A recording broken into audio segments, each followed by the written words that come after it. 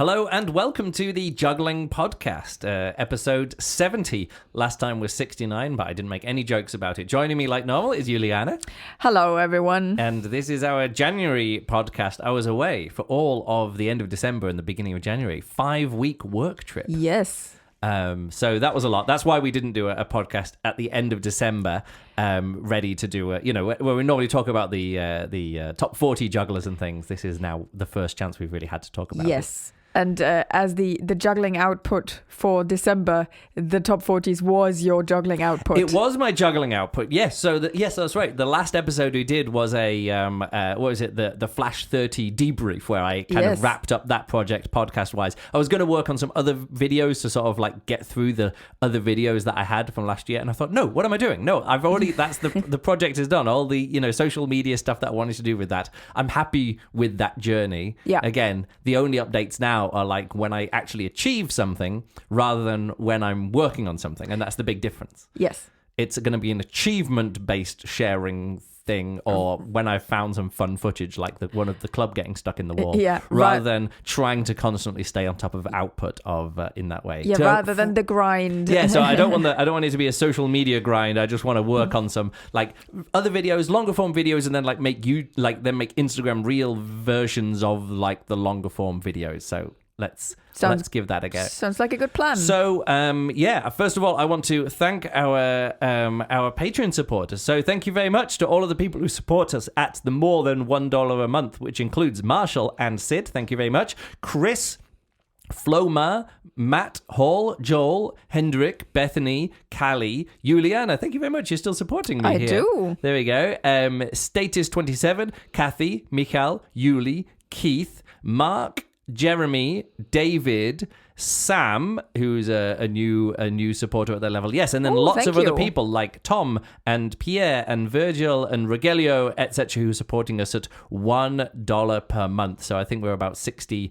paid members at the moment, and then like another 60 like free members who are just freeloading. Well, to be honest, that's kind of the point of this, is that So thank you very much to everyone supporting us. Thank you is so really much. Handy. I am just getting to the end of the finances for the end of year finals that we did. We talked about the combat, the Fight Night Combat European Championships. The trip to Bremen. I've just got the final costs of those.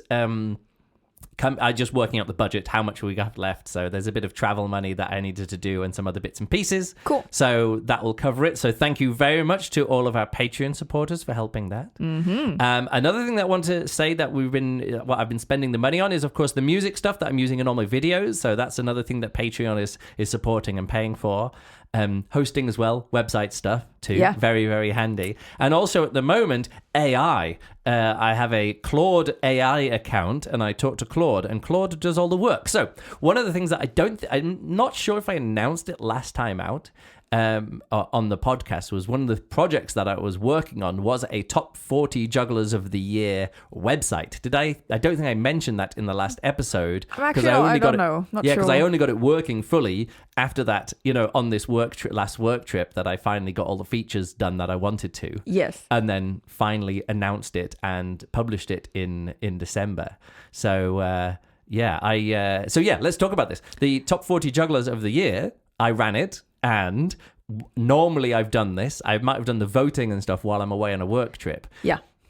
But then it's only when I actually get home is when I normally be like, all right, I'm working up until December or 29th, or I'm working here, or I'm not working over Christmas and New Year's. Then I can put the whole effort into doing it. Yeah, and this at time, home. Yes, and this time I thought, well, I have to do it away because I'm going away for 5 weeks. Like I left at the beginning of December and I came back, partway into January or something. So I had to make the decision, do I try to do this all? And one of my first decisions was, yes, I'm definitely going to do the voting now, and then I'll see what my work schedule is like, because I'm doing traveling and I'm working over Christmas and New Year's, and the show schedules could be all over the place. This is work on cruise ships. Yeah. And so I decided, well, I'm going to do the voting anyway. And then when I finished the voting, I'm like, oh, I could just go straight into doing the publishing and we can finish it up and I can finish on New Year's Day or and then I was like very quickly, oh no, there's more that I need to do here. There's actually, always more. Yeah, there's always more work and things. And also I was working on this website before that. And I decided to extend the voting a bit because for some reason the YouTube video just didn't have many views. I think it's just because I've posted less on YouTube this year. So then when I put out a video, not many people were seeing it. Yeah. So I got people. It's quite noticeable, right? What? Like the algorithm influencing project. Yeah, it really does. It really does. And it's so strange because I'm like, people must remember this happens every year. But every year people are like, oh, what's this happening? When does it? Oh, are you still doing that? And I'm like, 23 years later, 24 years later, still doing it, whatever. But so I put out the thing and let's talk about the website actually, because like I say, I have had an idea for a website and I actually looked through my folder of code projects that I've done.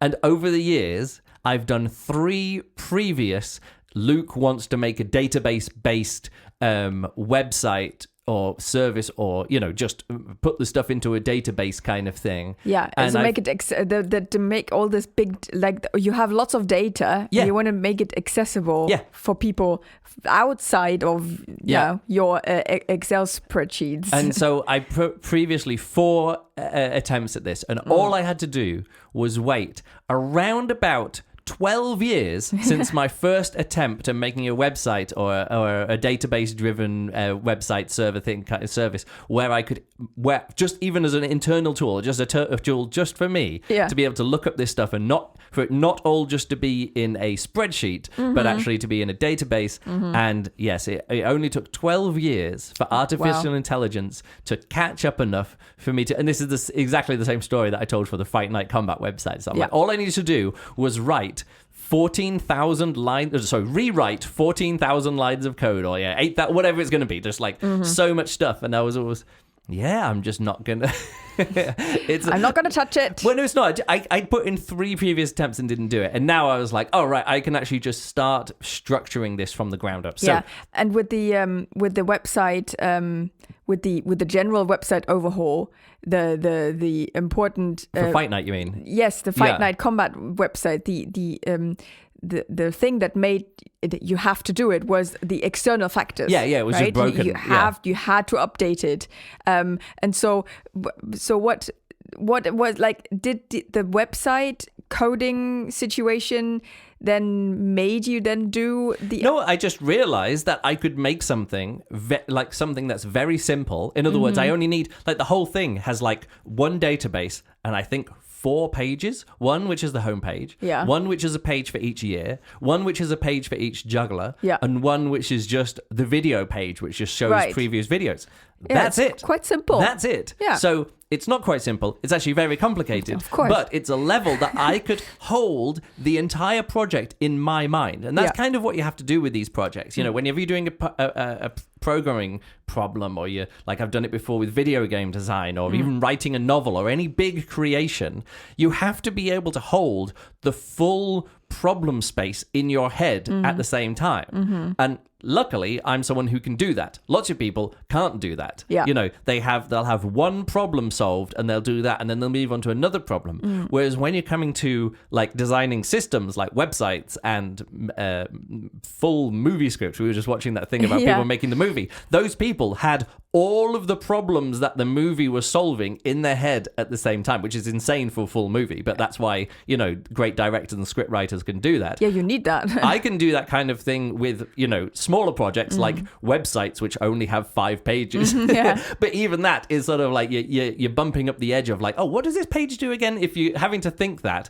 it's very difficult to do the full design stuff. And that's what you do. You're having a conversation with an AI bot and you have to know everything. You already have to know all of the logic that goes into it. Because if you leave it up to an AI bot to decide what should be there or what shouldn't be there or what the features are, they're just going to come up with garbage. Yeah, you can't let them make you have to know what you want. And I think that is the strong thing. I could have done this years and years ago. Like I say, my three or four different previous attempts at making a website based on this kind of thing. Yeah. And none of them worked because while I could hold all of the problem space in my head, I can't hold all of the solutions in my head at the same time. So I'd start doing it and I'd work out, what does the scheme of this need to be? And what does this need to be? And what does that? And you're like, all right, this column of the database and this sheet of the data, and there's all these different kind of things. That's then the little sub problems that you can fall into a rabbit hole. And also, if one of them goes wrong, that could be a day of me working on that project until I just fix that one problem. Yes. And it's so much nicer just to say to one of these AI systems to say, look, this is what I'm wanting. This is it. And they will pick the defaults to do it. And it all works. Maybe not on the first attempt, but it all generally works. And you just like copy and paste the error messages back to it.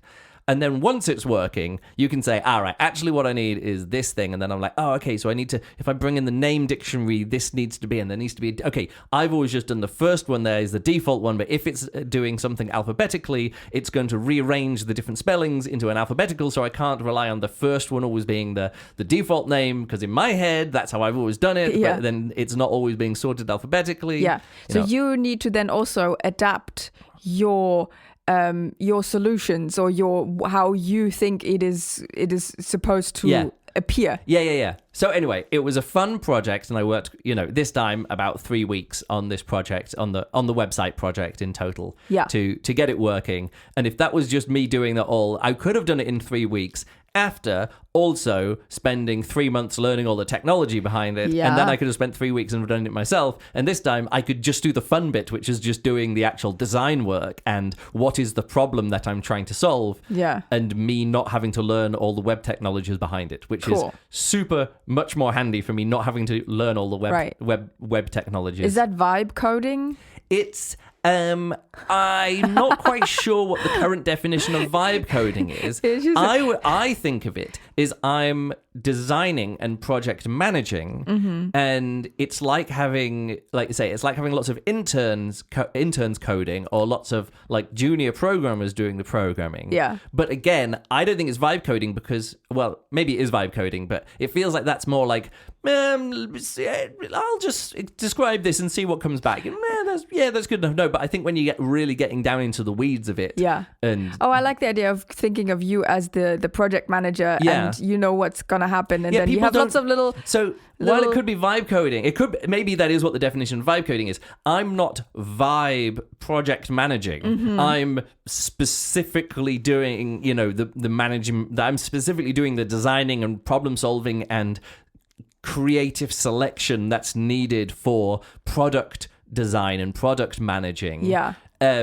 Whereas, like you say, I can look at all the code. I understand all the code. Yeah. It's just that I'm skipping over all of the boring code stuff. Yeah. Like, because this is always what it would be. I'd be like, what do I need to do? Just an example. Like, I have a number and I want it to, if it's minus, if it's a negative number, I want it to just to have the value as if the minus thing would be off the front.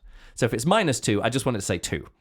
Oh, right. You know what I mean? Okay. This is a very, very common thing. Yeah. And if that was me looking it up, doing it in Python, I'm just using this as an example, I would then have to go and type and go, what is the command for making, a number, but don't show it as a minus number, but show it as a front. And then it's sort of like, it's Python. You just put ABS, which is like absolute, which is an absolute value. Put the value in. And if it's minus, it just takes the minus off and gives you the normal one. Okay, makes sense. But if I was solving that problem myself, I'd be like, all right, I'm sure there's mathematical ways to do it, but I don't need to do it. But now I don't even need to look at what the ABS command is.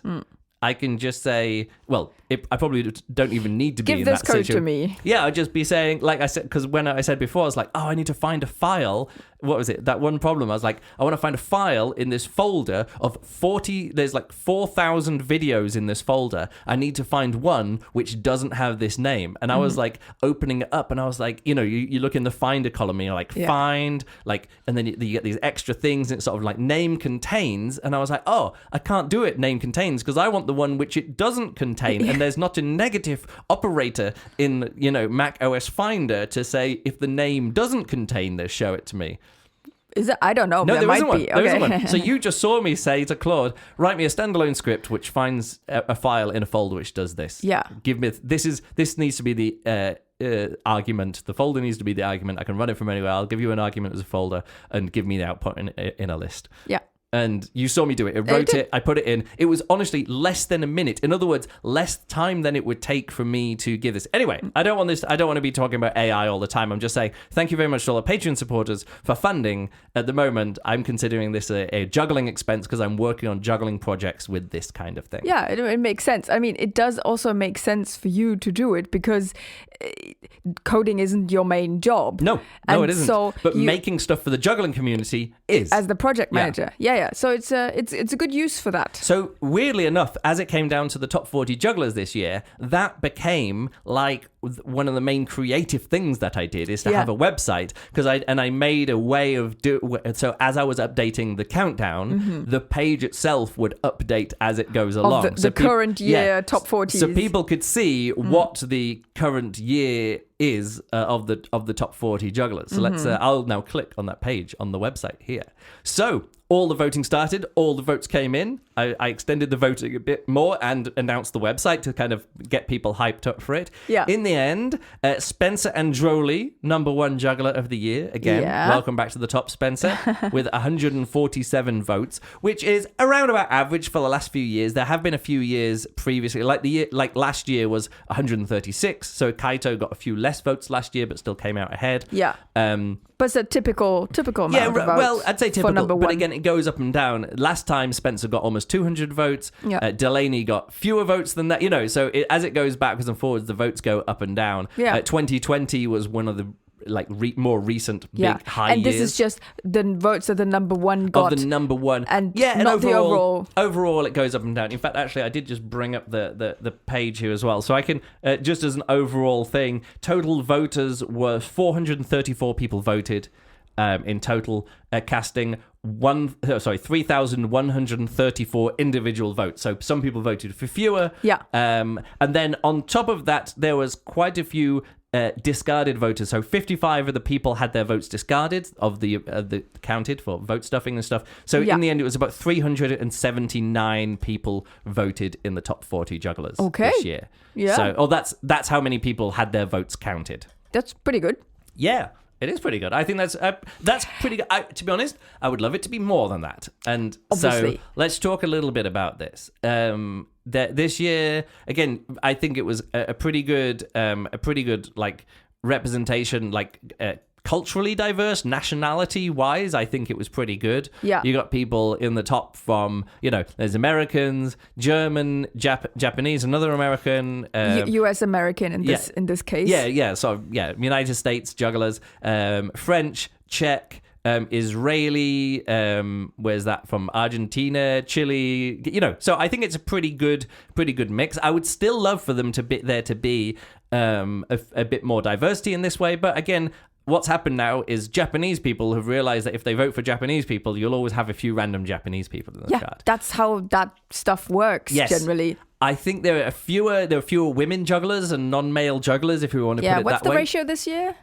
Not that great. I think there was actually, I do have it also in the output here. So I think there was 34 men on the chart this year, which is a little bit dipping down. And again, I've tried in the past to put the rules in and do this kind of stuff. And I've heard some feedback and from various people saying that, I didn't vote in the chart this year. Oh, and look, there's no women. There's fewer women in the chart. Oh, I didn't vote in the. People saying, there's not any Diaboloists in the chart this year, or there's only one person, or there's 3 people who aren't known for ball club or ring juggling. Yes. This is a phenomenon I really, literally never understand. Yeah. It's the same way that happens with political voting, everything. It's the same kind of behavior. People complain about the outcome, and then they said, but I didn't vote this year. Okay, so here's an example, just to come down to for women on the chart, and I'm going to just lay it out here. Yeah. So maybe next year people understand how easy it would be for them to get people that they want on the chart. And this is not me saying vote stuffing. No. This me is saying encourage people in your community to vote. And it's happened many times before when just a few people in the community say, hey, let's all vote together. And again, I'm not saying that I want big groups to all do coordinated voting, but it comes down to this. I wrote this up as a response to somebody who posted something online. So this year it was about 380 people. This is what I wrote here. And the juggler in 40th place got 18 votes, which is pretty good. You know, you still need to have a lot of votes there. And looking at the people who are just outside the top 40, it means that if just 5 more people voted and they only voted for non-male jugglers, there's a good chance there would have been 10, you know, female or non-male jugglers on the chart instead of 6. Yes. Like Taylor Glenn, Annie Cooper, Aileen Cabral, and Isabel Maison, if they had all got 5 more votes, and again, random people at the bottom of the chart didn't get those 5 votes or didn't get 5 more votes. Yeah. Those jugglers would have been on the chart this year. Yes. That's all it takes. Yeah. It honestly, the difference between getting like 4 more Diabolists on the chart or any devil sticker, oh, there was a devil sticker this year, you know, but like anyone from any country, it's like literally 4 or 5 more votes is enough, because the whole bottom of the chart, and again, I'm not trying to be unkind to anybody, it's just made up of people who are like good jugglers, but like not especially great jugglers, and if they weren't on the chart, nobody is like, wow, no, they really deserve to be on the chart. Yeah. And they're just on the chart because they're from a community which is like the numbers juggling guys, you know. So of course, there's always lots of people who do numbers juggling on the chart, because who likes charts and voting and spreadsheets and databases and ticking things off the list? It's a self-selecting group. It's a self-selecting group. Of course. And there's other people, again, in that like next range who would need 10 more people to get on there is like Daniela Carradi, Inezka Hoover, Glubia, Emilia De Grande, Emma Hornell, and Fernando Samano. People who have previously been on the charts many times before could have easily been on the chart if, again, but then it gets a bit tricky because then other people wouldn't have had so many, or the women wouldn't have had so many jokes. Of course. It would be trivially easy to get 15 women on the chart instead of 6. Yeah. Or 5 or 6 or 7 or whatever. Trivially easy if just enough people just voted as they did in 2020 and 2021 when 50%, or like I always made it so you could only vote for a maximum of 5 male jugglers and 5 female jugglers. Yeah. And of course, loads more women voted then. Mm-hmm. And there was loads more women on the chart. Yeah. But that wasn't because there was a rule that the rule was that women were going to be overly represented on it. But actually what I was doing was try to get more women to vote on the chart. And guess what? Loads more women voted on the chart. Yes. Lots of people only voted for 5 men and no women. And it made up the difference. If the same number of women voted in 2027 or 2025 or 2026, 2027 as they did in 2020, when I put this route, there would be 15 women, like 15 to 20 women on the chart. Definitely. And if the women voted and they wanted to vote for people like them, because it's not that men are sexist that they're voting for, but it's like the self-selected group vote for other people self-selecting their group, and if that group is male dominated, then that's reflected in the chart and it's dominated that way. And so to put it out to everybody, if you don't like the results on this list, you just get the friend circle that you juggle with to vote for other of your juggling friends. Yes. And just, you know, it is kind of like a natural process. Yeah. And as soon as you step away from it because you say, oh, it doesn't feel like I'm represented on this list, because this is a voting process that's open to everybody. Yeah. You can literally... It's open to every jugglers. Yes. It's open to, Yeah. So if you just get together with your group, and for example, there's a big group of club passing people. Yeah. I see them meet at every EJC. It's a huge group of people. If it would be super easy. Yeah, if they would just get together and say, hey, let's all vote for literally each other or for these people. Well, it doesn't even mean to matter if they all just said, hey, there's a thing called the top 40 jugglers on the year. Yeah. It doesn't only have to, we're all club jugglers. Of course, all the top jugglers are club jugglers, but not many of them are club passes. Of course. Hoop jugglers, like it's loads of hoopers. That's the thing. There used to be lots of, like over the last few years, lots of hoop jugglers voted in the list. They stopped voting. And that's how Emma got onto the list. And, Mark Williams was on the list. Yeah. And lots of people. Fernanda. Yeah, Fernanda been on the list. This year, I can tell, because I literally check every single vote. Yeah. Way fewer hoop jugglers voted on the chart this Yeah. year. So that means they lost that's interest, it. and So- then they don't get the Which representation. isn't to say I want vote stuffing. I want just other communities rather than technical club jugglers Yes. and site swap nerds to vote on the list. Yeah. And that there are enough of them. Every year, there's a few people who do like these challenges where they do like site swap challenges or multiplex Yeah. challenges or Tomoto challenges. So every year, there's 3 or 4 people who are on the list who do that kind of thing. This year, Ben Dobbs wasn't on the list, but was it Joshua? No, what was his name? Oh, I should have brought up the list here.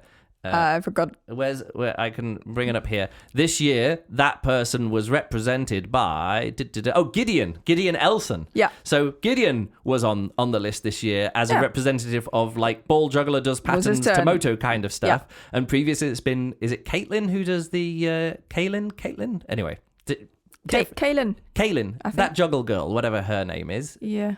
Anyway, I should look it up. She's been on the chart before. Yes. All of these people have been on the chart before. Yes. And the same with last year was Ben Dobbs. He was like the guy who would do like the quirky, loopy 3-ball, 4-ball trick kind of stuff. So I want to invite every group of jugglers with your prop, with your community to take this invitation and not complain about how the list looks like if you are not being involved in the voting process. Yeah. You can influence it. You can have a say who is on the list. And I see this time and time on the comments again where people say, "Oh, I don't want to talk about complainers too much." I know, but I'm more talking about the people who don't complain and who just don't vote. I'm seeing these these comments where people say, it just Luke has come up with a list again. And no, it isn't like that. The juggling community has a say in who gets represented on the list. Yes, true. But what it does reflect is it reflects the taste of the people who vote on the list. Yeah. And that's it. So anyway, let's move on from that. I've got a few questions that I saw come up. Somebody was asking me, this is the thing. So if you actually look at the people here, there's some people outside here who actually made it onto the chart. Including Liam Wilson, who's here in number 41. What do you mean outside of what? On this is like the raw voting numbers that come up here. Okay. And that's because if people were allowed to vote for the same people twice, Fusion Show Team would have been on the chart. Yes. Also, Moritz would have been on the chart, and also Julian would have been on the chart. Now, I have solved for this many times in the past. I have solved this problem many times in the past. For example, in the first few years of the chart, everybody voted for Vova and Olga Galchenko. Yeah. And that for the first 2 years, anybody who voted for Vova also voted for Olga, and everyone who voted for Olga also voted for Vova.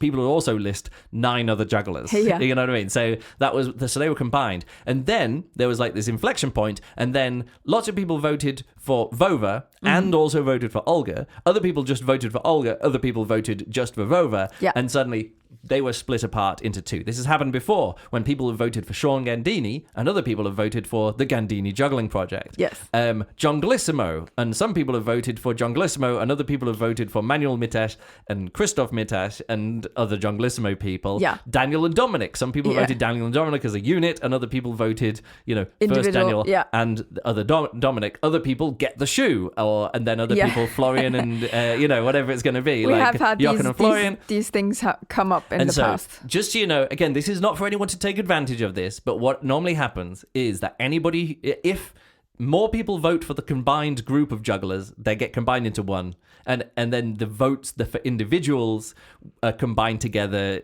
worth half each, whatever it is, and it does it. And it's the opposite way around as well. In this case, more people were voting for Moritz, Rosner, and Julian Close individually. Also, both of them in the same vote. So lots of people were voting for them both, but were listing them individually. Yeah. And then quite a few people, actually it said right here, didn't it? 18 people voted for Fusion Show Team. Right. And specifically, not also one or both of the others. Yeah. So those 18 votes got split in half.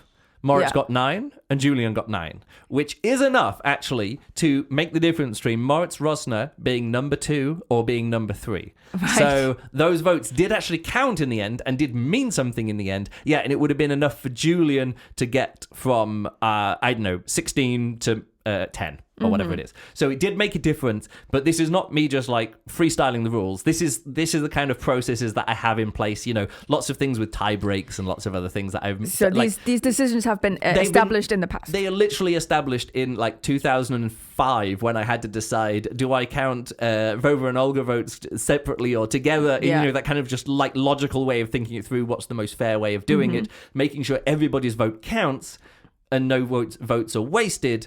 But then it's not like so I'm not double counting anything or under counting anything. Right. Is the way that I look at it. So yes, that's it. The other person who would have been on the chart was Anderson Piero da Silva, Anderson Malabarista on Instagram. Yeah. He would have been he got like 22 votes and would have been around about 28th on the chart. Right. Unfortunately, and he was for quite some time. Yeah, that's what I'm saying. Like in my general vote counting as I was going along, I was like, oh, Anderson's back on the chart. That's really cool. He's posted a lot today. Popular juggler in his community or whatever it is. Definitely worthy of being on the chart. However, and unfortunately, he then did a very brazen vote stuffing campaign. Yeah. And that means he's not included on the chart. Yeah. Which is a real pity because he would have been on the chart anyway. Yes. But there's no way I can count all of the votes that get cast for somebody because it pollutes and dilutes other people's votes and pollutes the voting pool so much. With all of these people voting who obviously haven't looked at the description of the video, haven't watched the video, haven't listened to the video, didn't see the very specific line that I put. Do I have it here as well? Maybe I can just find the exact line in the script. Yeah. I say anyone who encourages random voting by non-jugglers will have their votes discarded, along with anyone who engages in any form of vote stuffing or other dubious activity.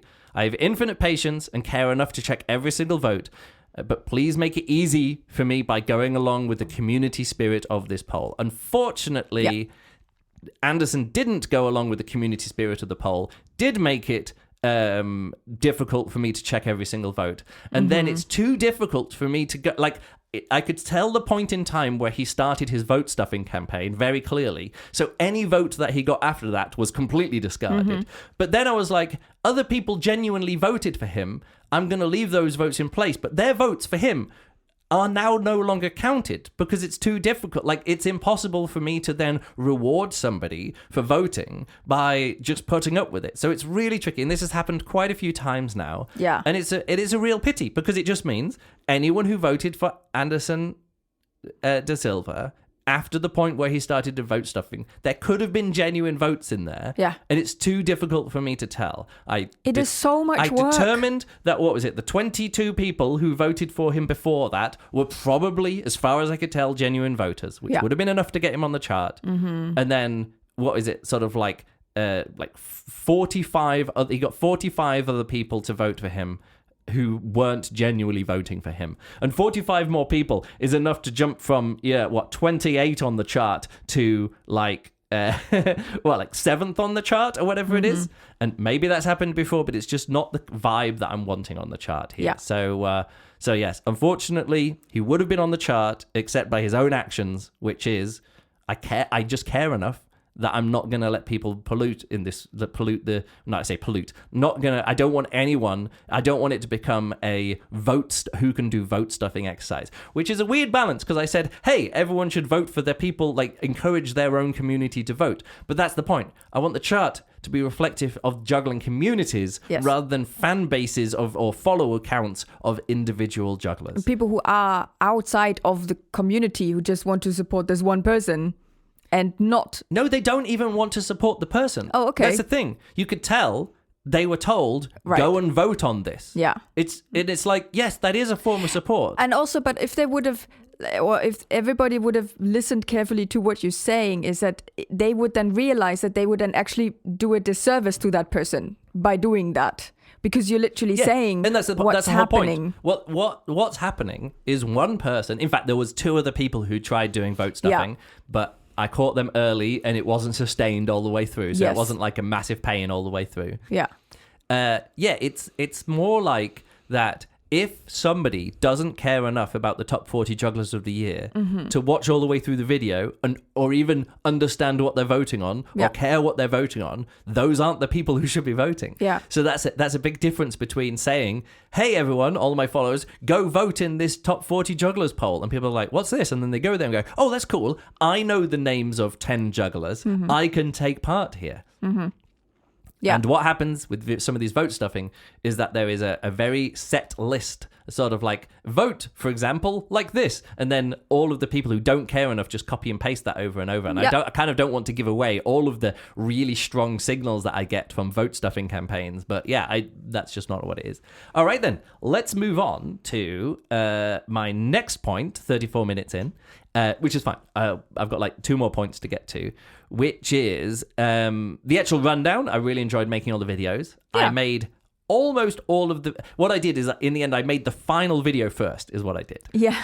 Which is the, like... the long form video, which is like 6 minutes long or whatever it is. I finished that video before I posted the first individual video. I think that's a good approach. So I already had all the music, I had all the graphics, I had everything set, and I even had like this whole panel, because at the end of each one it had like this little, I wanted it to be like a little advent calendar which like had all the tiles. lists, like this grid and list of tiles with all these numbers. Cute. So that was kind of the idea, and to make sure it worked, I had to kind of do the whole thing first. Yeah, you have to then do it reverse, like take it out. Yes, so and that's exactly what I had. I had the full 40 video little thing there with a selection of each one. Yeah. And then after I'd made an entire rough cut, because I sent it to you, didn't I? Yes. Before the end of December, I showed you a rough cut of that original video on YouTube. And you said, "Oh yeah, I can't quite see some of the lists here." Or the writing was some of it. So I was like, "All right, I see. need to put a thicker outline, make the writing bigger, thicker outline, select shots which aren't white text on white background, make everything a bit bigger so it's a bit more visible." Yeah. So I did all of that, and then what I did is I then copied just that person's one trick or one little clip from there into it where they were in the music and the bit of music around where they were, and then made that like 3 times as long by putting in 3 times as much juggling like, so if there was like 8 seconds of juggling, it would become 30 seconds of juggling, and then the little at the end, like coming up, or like here's who's previously been, that kind of thing. So this approach really gives it a lot more cohesion, because it's like a full thing, and you have like literally like a storyboard of like how it's supposed to look at the end. Yeah, and then you can extract it. But then, of course, as I went through, I was like, oh, this is a better clip. And also, I'll get to another fun thing this year, which is well, actually, let me talk about it now. So, what I've done previously is there's 40 names in a list, and I already know probably like pretty much for sure that 20 of those people, which 20 people are definitely going to be on the chart based on just the vibe from the year. They were on the chart last year. Are they going to be back on the chart? And so in advance, I could find some of their videos, and I'd go through and I'd look at their Instagram page. I'd look at if they've got a YouTube channel. I'd look there. But then one of the normal things that I would do is if you look on someone's Instagram page, like on the website, and you click on Reels, it also then has the view count of all the reels. Right. So I'd scroll back through all the reels of that year and pick out the one that's had like the most views, or or whatever it's going to be. And click on some of those. Some people only have like 4 clips of the whole year, or 1 clip for the whole year. Other people like post once a day. And that's a little bit more difficult. Diverse. But then some people are like, oh, well, they do shows, and they also do creative stuff, and they also do like weird tricks with like, I don't know, plate spinning, but they also do like really gnarly club juggling, and sort of like, so this year I thought what I would do is in advance, once I realized people were going to be in the top 40, I sent them a message saying, tell me what video that you would like to represent you this year. Yeah. And I said, either give me a link to a clip on Instagram or upload a video somewhere so I can download it. Don't just send it through the Instagram chat, because the video quality is quite low. Yeah. Or, just tell me what kind of thing it is. And if you don't care, just say, oh, you just pick something and I'll just do the normal pick something. So it was really fun to hear back from like 25 jugglers, or however many it was, who I got in contact with and got back to me and said, oh yeah, this clip. Oh yeah, here's me performing, and I was really happy with that performance. So please use something from that show. Yeah, Yeah, that's Other people nice. are like, oh yes, this was my main video this year, so bring that one.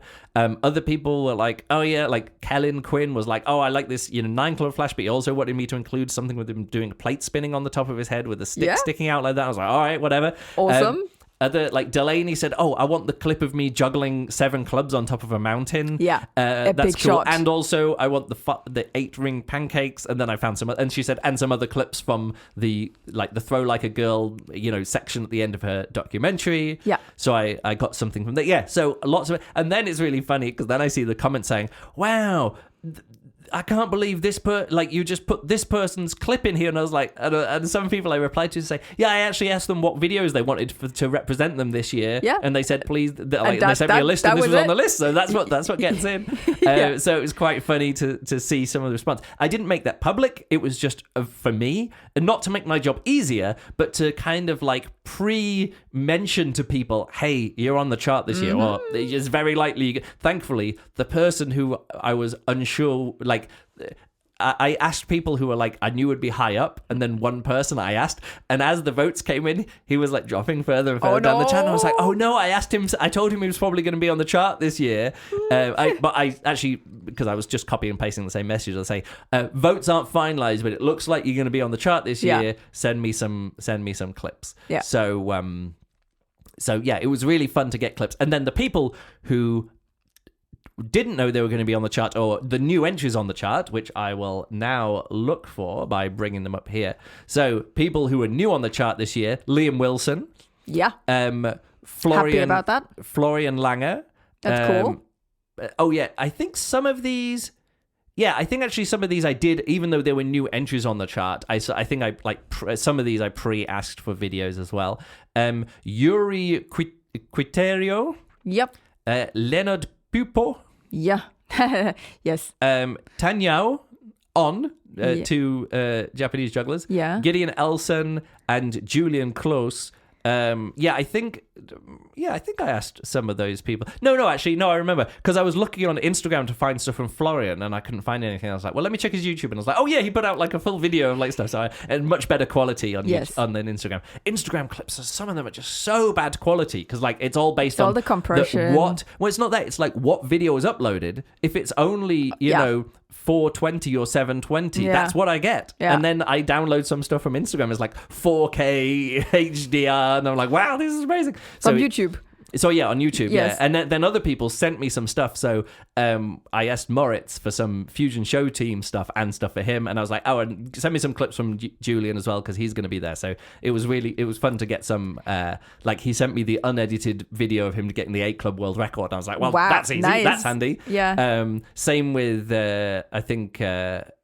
I got some bits and pieces from others as well. And other people said, I downloaded some stuff from YouTube, and then they said, oh, I can have it in high quality. I was like, no, this is already 4K. This is better than most other people. So I'm good with what I've already downloaded. Yeah, that's nice. I like that because it gives people a bit of an agency about how they are represented. Yeah, and I want to do that. Really great. So if I'm going to do the same kind of thing where I release individual clips next year, I will probably do something similar.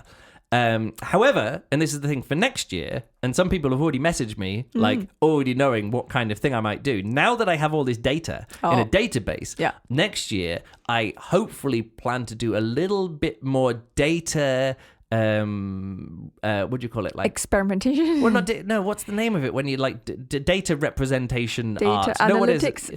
Graphics. Yeah, data analytics. We had that before where you stuff. had literally a graphic and but it was all based on some dodgy spreadsheets, and it took me ages to do, and then I updated it once and the whole thing broke, and I'm like, oh, back to... So I do want to have maybe some charts of people going up and down. I don't know how it's going to work because that's really difficult to fit into an Instagram clip. Yeah. But hopefully I can do some motion graphic stuff based on... They're these really fun one with the things coming in and out. Yeah, you see top all the people who have been in the top 10 of the Premier League year after year, things or of the people earnings of people. Earnings of people richest person in the world over time, and it keeps going on. Or, it's always cumulative numbers of points over a tennis career. Whatever, it's like there's people, and suddenly like, oh yeah, here's Serena Williams coming up, and she bubbles up everyone, and then sort of like, and then just at the end she like pops up above Navratilova and whoever it is else is. These things are fun. I think that would be really good. I would love to do that. That's somehow. Yeah. I don't know how.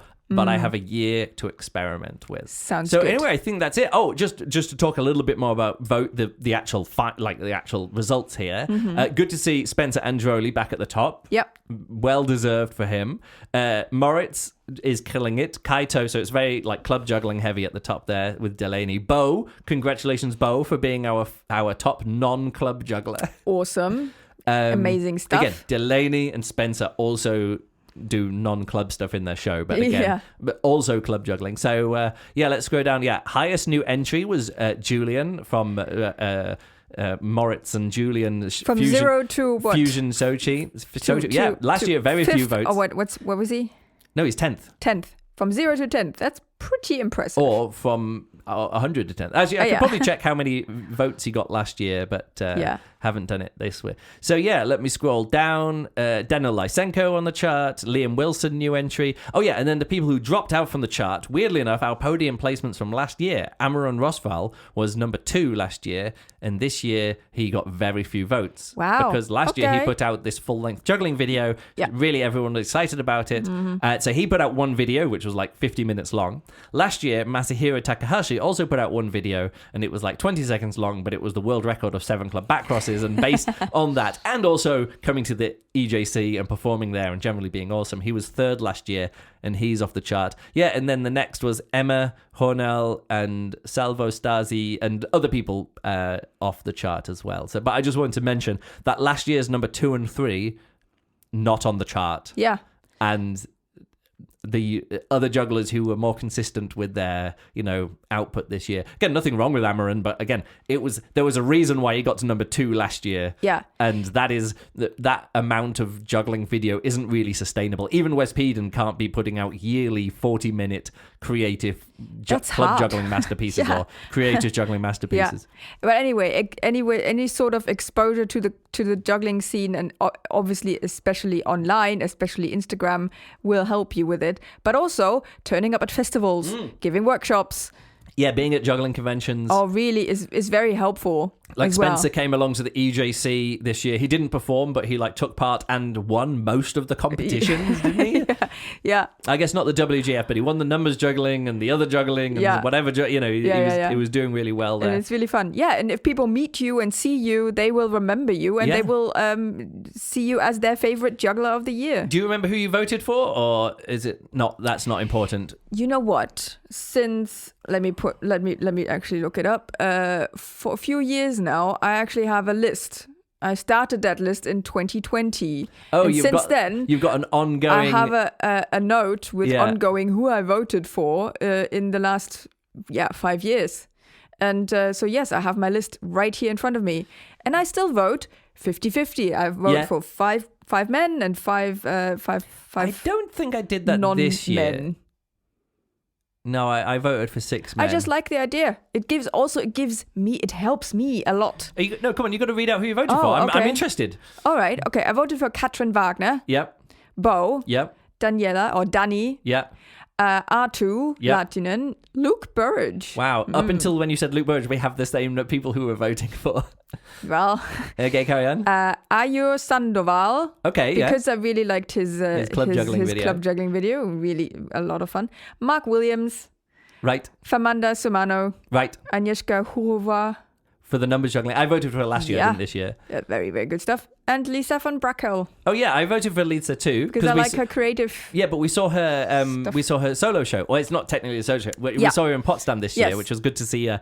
It was like one of the only full-length juggling shows we saw this year was with her. True. Yeah, I voted for some of the same. Delaney, Bo, Catherine, Liam Wilson, Sean Blue, because I really enjoyed his post this year. Yeah, I said halfway through the year, I was like, you've got to be following Sean Blue. These are really fun gags that he's posting every day. Yeah. And all he had to do was post a new clip every single day, and he managed to get back into the top 40 jugglers of the year. Yeah. Danny Polichkova, Artu Laatunen, like you, I loved his video this year. Lisa von Bracken, Tom Whitfield, and Daniel Lysenko. Now, I might have voted for Daniel Lysenko anyway. He was on my long list, and in the end, I realized because of some of the other votes I did, I had to vote for him because, like I say, I never want, because I see what impact my votes are going to have on it. Obviously, and I realized because I'd voted for other people and I'd done these other tie breaks, like Liam Wilson kind of got onto the chart, and I was like, Daniel Lysenko was on the chart. Now I've cast my votes. He'd be off the chart unless, instead of voting for someone who I would have voted for, like who wouldn't have gotten to the chart, I was like, I'm now going to cast my vote for him to make sure he actually stays on the chart, because I don't want my vote for Liam to knock him off the chart. Yeah. So I reserve the right to not accidentally bump people off the chart. To have minor influence. To have a minor influence to not accidentally bump somebody off the chart by accidentally doing a tie break, which is actually what I did a few years ago accidentally. And now I'm like, no, Daniel Lysenko deserves my vote. Yeah. So he's going to get my vote. Again, he was on my long list anyway. So that's really cool. All right. In the last few minutes, I want to talk about like 2 or 3 other things. Okay. One, I had something else that I wanted to say about the website. Now, what was this? Something about the website. Yeah, at the moment it's very basic. I'm going to improve it over time. Okay, basic is not always bad. This is what I wanted to talk about, actually. So I had to make some real decisions here. I decided to reveal how many votes each juggler got each year, based on the vote counting that I do and all the selection in the past. Yeah. I did mess up some of the order of who was on the chart and not on the chart, and someone said, hey, this doesn't match up with the Juggle Wiki list. And I looked back and was like, it doesn't match up to my list. So what happened, literally, at some point in 2008 or 2009, I obviously did a sorting operation on the spreadsheet that I had, and then a copy and paste or something, and some early years got messed up. That is always my biggest fear when I do sorting of tables. This obviously wasn't caught by me until 2024. So the spreadsheet that I've been using since 2006 or 2007, some early data got messed up. And it wasn't, like, all the data was there. Yeah. Like, it was still all there, but I did go back, double check, and update some stuff. So, unfortunately, this wasn't caught quite in time. So I did mention that Sean Blue had been on the chart for, like, 7 years in the past, but it hadn't. He'd only been on the chart for, like, 3 years in the past. But apart from that, this was his 5th year on the chart, and I said, he's on the chart 7 years. When was the last time? Like a long time ago. I will now click on it. This is the great thing now that I've got this website. You can just click. So he got votes earlier on, but he was only on the chart 2006, 7, 8, and 9, and then in 2025. Wow. So all he had to do was post a new video every single day of the year. Some fun videos. And he got into the top 30 of the top 40. So good on him. So when I sent him a message saying, hey, you're going to make it onto the top 40, I was like, wow, that's a long, that's been a long time. And I was like, yeah, but well done. Cool. So of the people who have been on the chart now at any point, now they are the only people to be listed on this website. I do actually have the names of, I don't know, what is it, like 4,000 people who have had a vote, who at least one person in the past has voted for. And I didn't feel comfortable releasing all of those notes and also releasing the votes of people who didn't quite make it onto the chart. That's a little bit too much. Yeah. Also, I decided I do have sources of this data of, like, the nationalities of the people on the chart, the genders of the people on the chart, other people are saying, how many people are professional jugglers or not professional jugglers. Yeah. I do have some of that data, but I want to be like more careful about that than just the very first version of the website. Yeah. So there are a few things. So I was like, okay, I'll be happy sharing the vote counting that I had for those people, how they got onto the chart. And you can really see it. On that first year of the chart, 2003, you needed 22 votes to become number 1 juggler. And now, this year, you needed 22 votes to even make it onto the chart. Yeah. To get onto the chart at all, Bruce Timon had 2 votes. That's fun. And it was quite funny. Norby mentioned that as well. He was like, yes, back in the day when like 4 votes was enough to get you into the chart. Yeah. And so over the years, I think 2011 was the highest vote. Yeah. Lauger got 255 votes or something to get to the chart. That is impressive. Yes. Another thing that I want to do, now that I have a website, so it's going to be a home to have a historical record of stuff about juggling. It's related to the top 40 jugglers. Okay. And related to the jugglers in the top 40. And this is what I want to leave this podcast episode with now. Yeah. Is what I want to do is make a top 40 jugglers of the year Hall of Fame. Ooh. So it's to like when you look back at this list, you're like, oh yeah, look, Anthony Gatto, he's number one. You're like, well, of course he's number one. Mm-hmm. But there's lots of jugglers who have been near the top and were like big names in juggling, who now, when jugglers get, like new jugglers get into juggling, they don't know that Håvard Fiedsten was like number 2 4 years in a row or whatever. Yeah. He's no longer past number 1, Yeah. and he's no longer on the chart at all. And it's like, yeah. So what I want to do is I want to do a video project per person who's probably going to be in the top 40 jugglers Hall of Fame. Oh, that's and this will fun. be a section of the website which will have links back to their profiles, you know, like the overall pages. And at the top of each one, I want like introduce. And I've done this a little bit before, like not a little bit. I've kind of done like more historical deep dives into individual jugglers. Like I did that video where when I released a new version of the Anthony Gatto juggling compilation, like his unedited juggling practice. Yeah. And I was like, and I made a video, Anthony Gatto is better than you could ever imagine. So really what I want to do is do a video like that about, and I did another one as well with Ben Beaver when I look back and I collected together some footage of him. Yeah. And I was like, yeah, Ben Beaver was ahead of his time in so many ways with his sight swaps and numbers juggling. And so I want to do, again, not for anyone who's died or retired. I just want to do a little video feature. And of course, the point of a Hall of Fame is I want the jugglers to not be retired, but not to have appeared in the chart for the last at least 5 years or so. So they're kind of like dropping out of the memory of the current juggling world. I'm not saying they're not juggling anymore. Yeah. But I'm saying then they haven't been relevant on the chart for a while.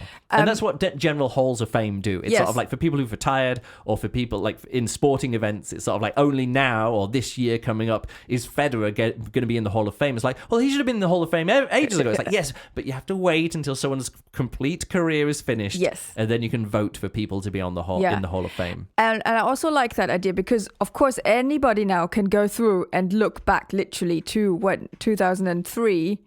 When did it start? Yeah, it's set in 2003. And they can look through all the lists, all the jugglers, all the up and downs, and all the when did who appear.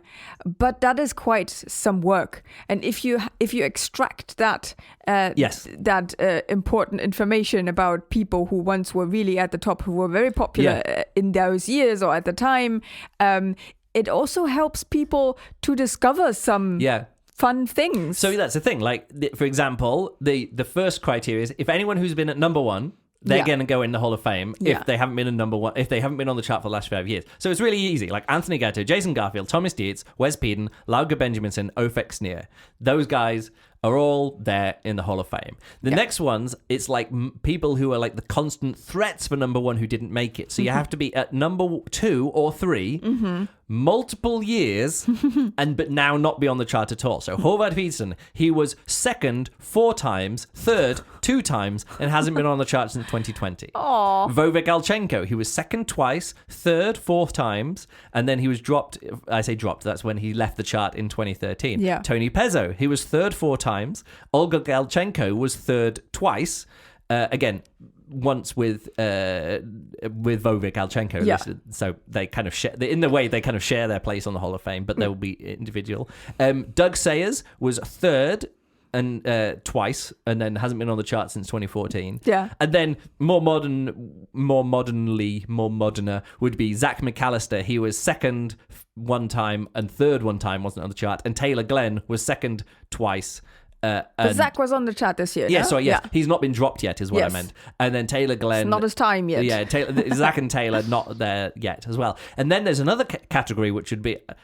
I wasn't going to list these all, but it's quite fun. It's wanted quite fun. to interrupt you and think, like, are you now going to spoil? Yeah, all well, that? no, the thing is, it doesn't matter because it's just. I want feedback from this list as well. Okay. So longevity, people who are on the chart for over 10 years, who were in the top 10 but are now not on the chart anymore. So we've got Jay Gilligan, but he was on the chart too recently, but he's been on the chart for 19 years in total. Yes. Ori Roth, his best place was 7th place, and he spent 7 years in the top 20, and he's like a huge impact on the juggling world with his videos and stuff as well. Patrick Elnert, 10 years on the chart. He was Impressive. His best was second place in total, and and he had 2 years in the top 10, but 10 years on the chart. 5 years in. Patrick was 5 years in the top 10, so that's it. Yeah. Stefan Singh, he was on the chart for 10 years in total. His best was 8th place, and he hasn't been on the chart since 2014. And the only other person who would be in by this rule is me, but just by being on the chart a lot. My best was 4th place. I've been 8 years inside the top 10, but unfortunately, I'm still on the chart. So here's the thing. So if ever I'm not on the chart anymore, I am safe in the knowledge that all I need to do is not be on the chart For 5 years. For 5 years in a row, and boom, I'm in my own Hall of Fame. And then the other ones are people who've been on the podium but haven't been on the chart for a long time. So that would be Toby Walker, and then future inductees in this rule would be maybe someone like Lewis Kennedy, Zyla Avantgarde, Bo, but he's still on the chart, and Masahiro Takahashi, and again Amaron Rosval. So people who are like really high up, but I'm not quite sure about this one because I think some of these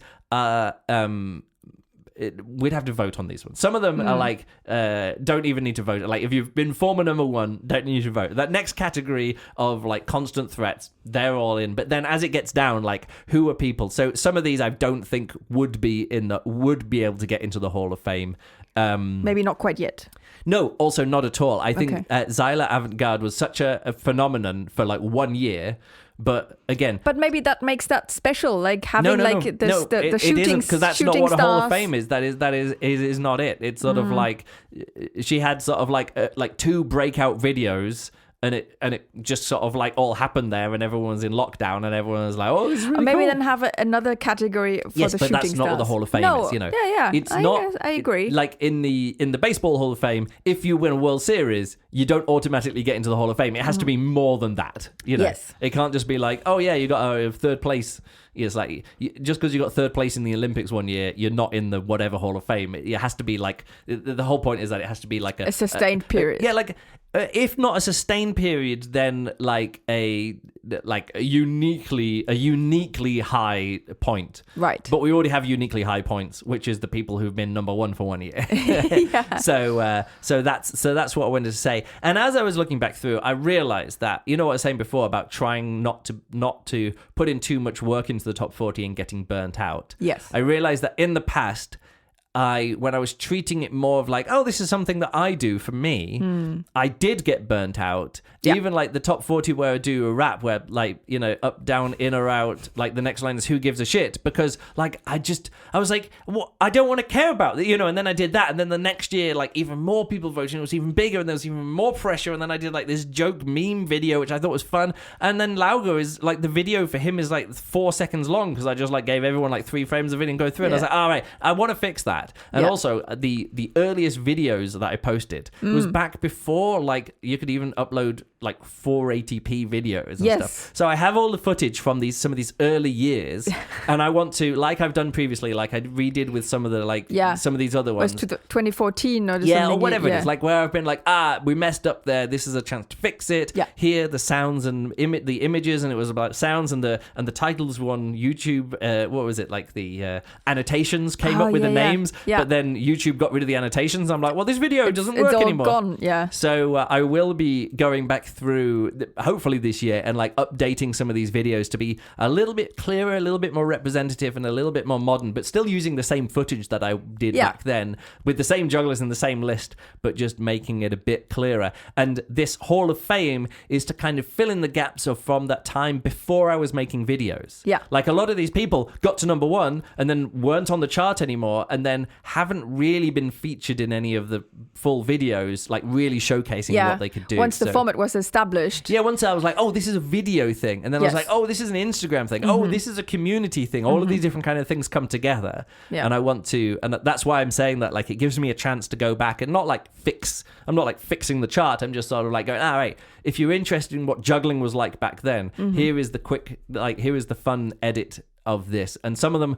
I want to tighten them up a bit, and other ones I want to like expand out again, and each one make it a bit higher quality and fix any issues that I had. Yeah, and the good thing about the website is you can always have the original version there, and then have an additional like, here's my modern approach and fix for it. Yes, so hopefully people enjoy some little talk about the current top 40 jugglers of the year for 2025. Yeah. And also some plans that I have to make it a little bit more accessible, the history of it a bit more accessible, and then to like highlight some jugglers, I wouldn't say jugglers of the past, but past top jugglers on the top 40 juggling website. Yeah. And I'm not going to go through them in order. I'll have the general list of people who I think should be in the Hall of Fame, and then I'll make a video to induct them. Or if anybody else wants to make that video, like, it'd be totally fine if somebody else wants to make like a fun 5-minute, fun edit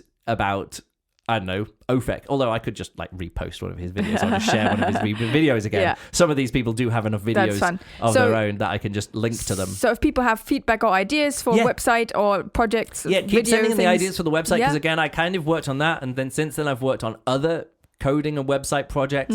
I will loop back round and start making the Fight Night website, just doing some updates there as well. Of course, I need to put all the schedule for all the juggling conventions that are coming this year. Yeah. I've got some results to do, and I want to post the results from the end of last year. Like, I want to properly kickstart the 2026 Fight Night season. Yeah. That'll be the next thing that I do coming up, like in February. That's what I'll do, is I'll like lay out what the big tournaments are and see if we can already pre-announce if we're going to do end of year finals or where they're going to be. Maybe in Bremen again, maybe in somewhere completely different. Maybe somewhere completely different. We'll see what it happens and see what my budget for that is. Again, thank you very much to all our Patreon supporters for paying for this. Really, that's it. Like, I probably wouldn't be spending money on the music and the video editing and putting this effort in without the support of the patrons, because it really does make a big difference. That I don't mind spending like, how much is it for the music? It's like €100 a year for the music licensing. That makes it, I can just pick the fun music for each video clip that I do, and I don't need to worry about it. Yeah.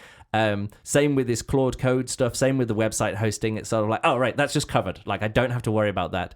And then the leftover stuff goes to Fight Night organizing and the budget for the hall hire and the catering and some travel costs for the Fight Night finals and things. So, this year I'm qualifying for the Fight Night finals for real, and I'm winning the EJC Fight Night in Slovenia. That's my goal this year. So watch out, guys. Yeah, you've been I'm working 45 on your, this year. Yeah, but you've been working on your fitness levels very strategically. Well, not strategically. Didn't help me at the EJC when I lost to Jasper in the first round, did it? Although I did have match point against him, so that's cool. Yeah. Right then, that's it. I'm going to anything else to say? No, I think that's a good podcast. That's a good podcast. The January podcast. Yeah, that's the January podcast. I now have to post it within the next 3 hours. Otherwise, it's not January anymore. It doesn't matter. I'll post it in the morning. Either way, hopefully everyone's happy with this podcast. And yes, congrats to Spencer. Another year at number 1. He's now 2 years at number 1. Yeah. Awesome. Very well done. Yeah. Thanks a lot for listening, and we'll catch you next time. Goodbye.